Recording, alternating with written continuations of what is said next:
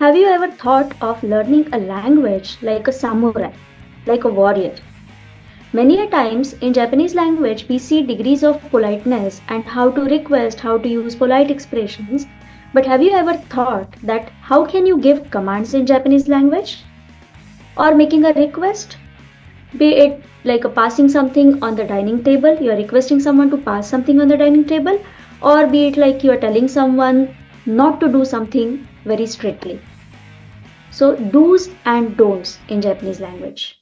We have got this covered. In this video, we are going to learn about imperative and prohibitive verbs which are used for giving commands. It can be affirmative or negative commands. Okay, so let's go on learning imperative and prohibitive verbs.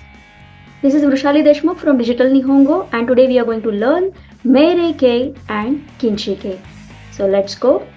First, we are going to see the conjugation for imperative verb and prohibitive verb.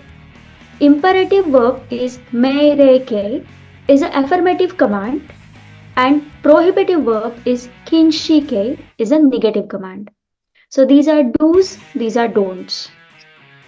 For group 1, the verb ends with u sound. This is the jishoke, that is dictionary form of the verb, ending with u sound. You are going to change this u to respective a to get the imperative verb. Mere ke. Iu, ie. Kaku, kake. Oyogu, oyoge. Dasu, dasse. Tatsu, tate. Erabu, erabe. Yomu, yome. Toru, tore. And when you are making a prohibitive verb, it's very simple for group 1. You just have to add na at the end of the verb, which is for negation, negative. Iuna is don't say. Kakuna is don't write. Oyoguna, don't swim. Dasuna, tatsuna, erabuna, yomuna, toruna. So these are all negative commands. For group 2, what we are going to do is change this ru ending of jishoke to ro. Tabero, sagero, miro, iro, oriro. These are the mereke, and prohibitive is going to be just add na at the end. So dictionary form of the verb and na. Taberuna, sageruna, miruna, iruna, oriruna. These are all imperative verbs. For group 3, these are specific. You have to remember these words specifically. Suru, shiro, and suruna. Kuru is koi and kuruna. These words are specific. Please remember these. Shiro, koi. Suruna, kuruna. This is easier, similar to the group 1 and 2 verbs. Dictionary form and na. So how to use these imperative and prohibitive forms? Mostly these forms are used by boss to the subordinate, or from the person of higher hierarchy to the person who is in the lower hierarchy. So it is a colloquial expression. It is limited to male speakers. So these are the different contexts in which imperative and prohibitive verbs are used. For example, someone who is senior in status or age to a junior person, or by a father to his child. Nero is a command. Go to sleep. Go to bed immediately. Okureruna, don't be late. Okuremasu is getting late. Okureruna is a negative command. Then between men who are friends. So in this case, when it is used between friends, the particle yo is added at the end of the expression to make it bit softer than sounding it harsh. Ashita uchiye koi yo, amari nomuna yo. So these are used between friends. Then when there is an emergency, you don't have much time, but you are just shouting, run, don't use the elevator. In the case of emergency, when there is an earthquake or fire incident, in that case, these expressions are used. Nigero is run. Erebetao tsukauna, don't use the elevator.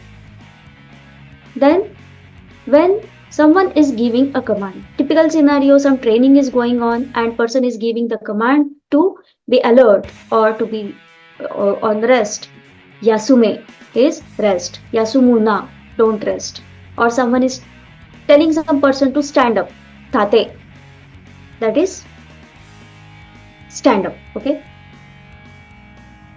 Then when cheering at sports events, Gambare, Makeruna, don't lose, give your best, fight. Okay. In this case, in this context, imperative and prohibitive forms are used. Then, when a strong impact or brevity is required, traffic signs, if you observe, all the traffic signs are commands. Stop, go, slow. Tomare, stop. Hairuna, don't enter. So these are the authorities who are giving command to common people. These are all imperative or prohibitive. Mere ke or kinshi ke. When you want to make it a softer tone or a polite request, can add nasai. So nasai is a form which is used in another imperative style where parent is telling something to a child, that is benkyo shinasai, please study. Now this is an order, but it's not that harsh. Okay, so in this case nasai can be used. Now let's do this exercise.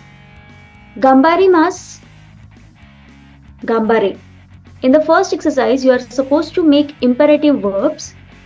Hashirimasu will be hashire. It's a group 1 verb, hashire. Ikimasu, ike. Modorimasu, modore. Tomemasu will be tomero. Tomemasu is a group 2 verb, so it's going to be tomero. Okay.